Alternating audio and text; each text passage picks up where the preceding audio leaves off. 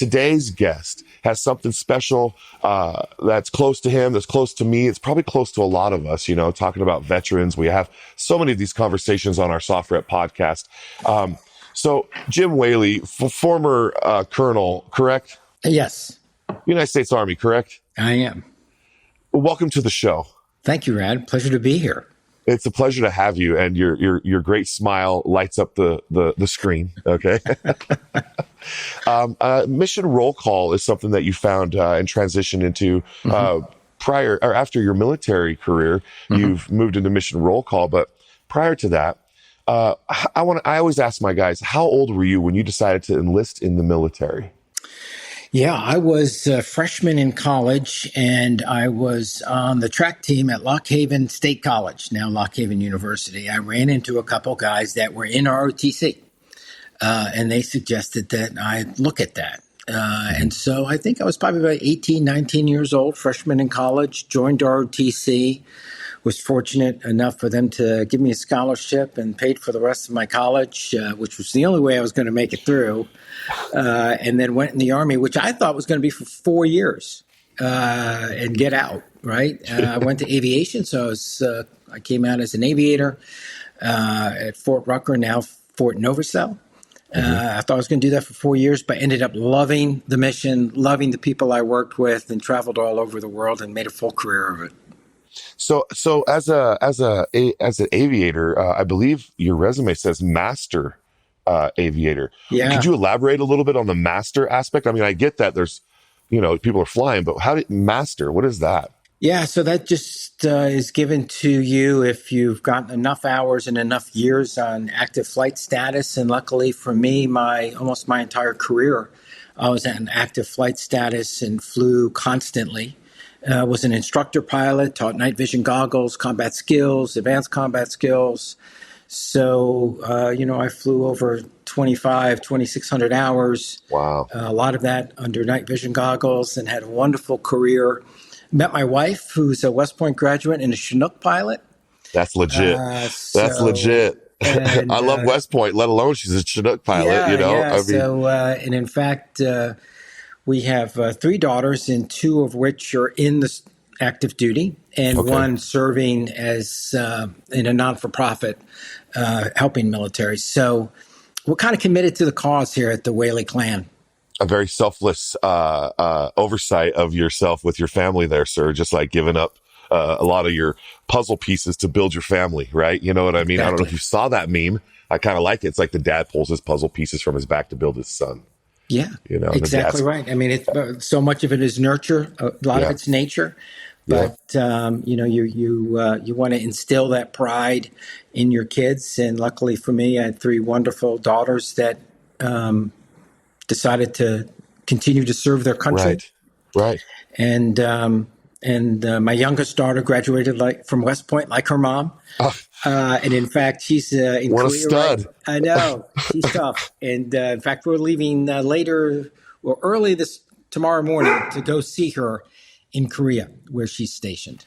Wow. Well, congratulations to her. Big props. Okay. And thanks for being a part of our leadership in the military to your daughter. Oh, we don't mind the dog. My cat might just jump up here and want to be pet as well.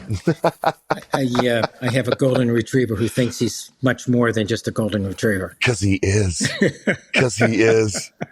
We know who runs that house. Oh, yeah. I was told animals only talk to us when they want to eat. That's right.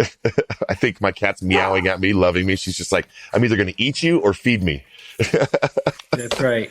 Now, you say under night vision, I just think of like night stalkers, right? The guys that fly a lot of night vision style. I mean, all pilots should be trained with, night vision. They are. And it's an important aspect of how Army Aviation takes the fight, right? And delivers our customer to the location they need to be. Yep. And it's an integral part of when you start as an early aviator right out of flight school. And of course, the United States Army owns the night, especially when it comes to be able to deploy operators all over the world. 100%. I mean, it's just those green eyes and, just dropping them down. Cool. You're way cool. I'm trying to keep it inside how cool you are, right? This is me being like, you're so cool, bro. Oh, thank you. Yeah, you're welcome. And what was your favorite thing to fly, you know? I loved every airframe I was fortunate to fly. I started out in Hueys. And then when I went to Germany, I became a 58 pilot because I was in the armor division. They needed scout helicopter pilots to kind of get the Cobras back then to where they needed to be, and then came Awesome. back as an instructor pilot in Hueys, and then went to Panama as a Black Hawk guy, and then went back to Germany as a Black Hawk maintenance guy. So I had a wonderful career to be fortunate enough to be in the seat flying that whole time. My last assignment was at West Point to run communications, public affairs for them during the bicentennial, but I was still on flight status because I had night vision goggle skills, and I was able to still stay on flight status and fly there. So that was fun. That's awesome. And you still fly today for No, pleasure? I don't. I just look at that as a great chapter in my life, and have moved on. And I went into the corporate world for a number of years, about 15 years in corporate America after I retired, and always focused on corporate communications, public affairs, public relations. Ran communications for two Fortune 500 companies, so had great teams around me, and enjoyed that part of my life. And now in the nonprofit world, it's a Mission great roll call. bookend. It's coming back to where my roots are. Yeah. It's an important mission. I remember as a lieutenant passing the hat to my commander, right, of throwing in $20 so we could make sure all the troops had a good Thanksgiving.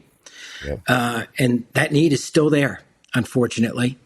We have almost 25% of our active duty in a place where they're food insecure.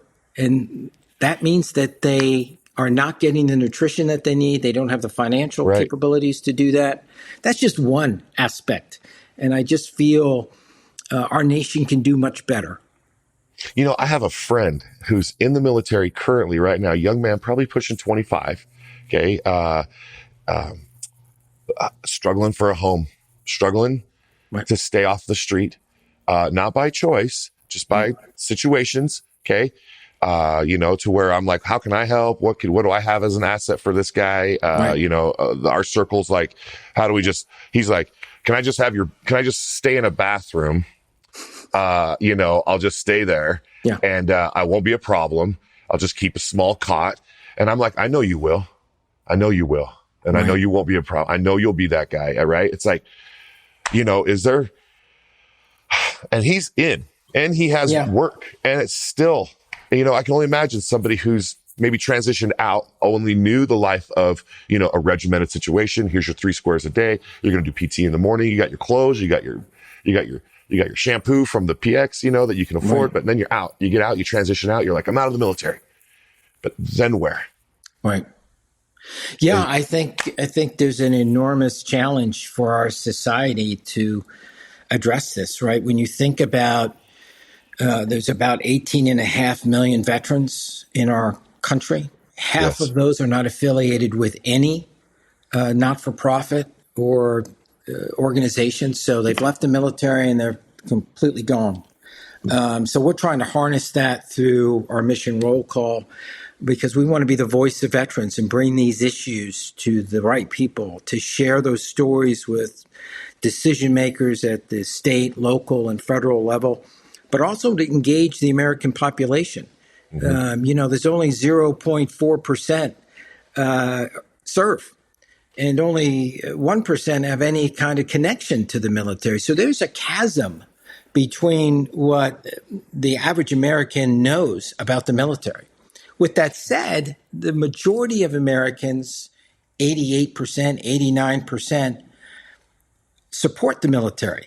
And that's what's great about the United States. We've always honored and respected our military, with some brief interludes in there, Vietnam and some other times. But we've always had a great respect for our military and honored them. And we all saw it as kids, and we see it today on Memorial Day and what have you, just recently Veterans Day. Right. We just had Veterans But, Day here. it is clear we have a lot of work to do, because out of that 18.5 million, over a million are homeless, Right. of veterans. That's a lot. Still have a high suicide rate, Right. 22 plus.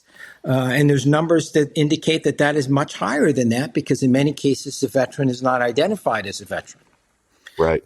So we have an enormous challenge our nation needs to face, and we need to hold our elected officials and others accountable, including the VA, on what they're doing and what they're going to do to address these issues.